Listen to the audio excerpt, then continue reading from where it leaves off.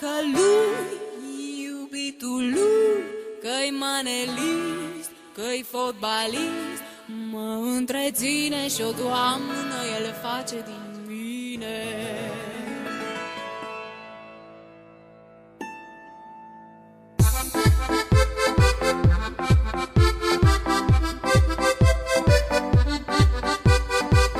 Românul foarte isteț, cu proafa moartă în coteț, și va fi bine în țară când Moni va fi fecioară. Vocea a luat-o pe Alina, pe cali le-a dat mașina și nouă ne crapă în pâina.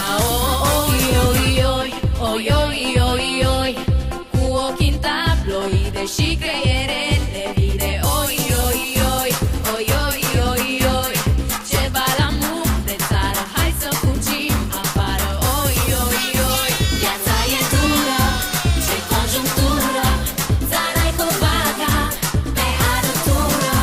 Mai bei o bere, mai uiți de masă, te doare în bască, viața-i frumoasă, visăm la vilă și la piscină, dar nu avem bani, nici de benzină.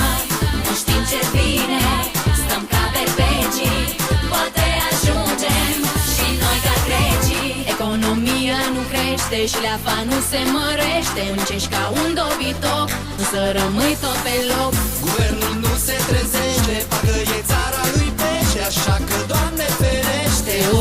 Oi, oi, oi, oi, oi, oi, oi, an după an ca proștii cu guvernanții noștri. Oi, oi, oi, oi, oi, oi, oi, ce balamuc de țară, hai să fugim afară. Oi, oi, oi, viața e dură, ce conjunctură, țara-i covaca pe arătură.